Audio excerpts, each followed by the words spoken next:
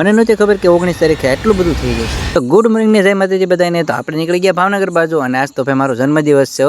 એટલે જેને નો વિશ કરી હોય ને તો એ કરી દેજો, હું ખોટું નહીં લગાડું. ફટાફટ પગી ગયા આપણે ભાવનગર, આવી ગયા આપણે નિર્મલનગર આવીને આપણે બે ગયા કામે. એના ભૂકા કાઢીને અમે થઈ ગયા ભૂખ્યા, એટલે બે ગયા બપોરે કરવા. એ કામે બેઠા ને તો વાગી ગયા 4 અને પછી ભાઈ આપણા તરફથી બધાને નાસ્તો તો કરાવવો જ પડે ને. બર્થડે હતો એટલે આપણે તરફથી બધાને નાસ્તો કરાવી દીધો.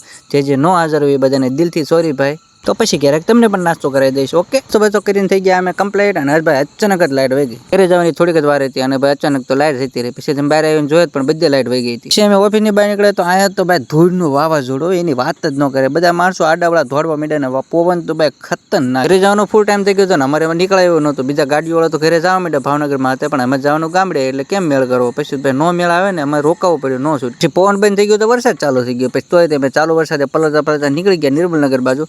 નિર્મલનગર હવે આપણે પકડવાનું છે ઇકો. આજે તો મારો બર્થડે, પણ મારી લાઈફનો ડેન્જરમાં ડેન્જર બર્થડે આવડો હતો. આપણે આવી ગયા વલભીપુર ને વલભીપુર પણ હજી વરસાદ ચાલુ હતો. અહીંયા પણ બહુ વાવાઝોડું આવેલું હતું, જેવું ભાવનગરમાં હતું એવું. મેં પણ ઘઉં પહેર્યા હતા, પણ વાવાઝોડાના 2 થી 3 દિવસ પહેલા પણ માતાજીની દીએથી ઘઉં નીકળી ગયા અને ઘર ભેગા થઈ ગયા. ભાઈ આવીને જોયું ને તો મારા હિંડોળાની હાકલ તૂટી ગઈ હતી અને હિંડોળો ઉડીને ફળિયામાં પડ્યો હતો. વરસાદને કોક કયો કે ભાઈ એમને તૂટી ન પડે, આંબા દાદા કે એમ ખેડૂતોનો વિચાર કરાય. હવે મળશું એક નવા બ્લોગમાં. ત્યાં સુધી બધાને બાય બાય.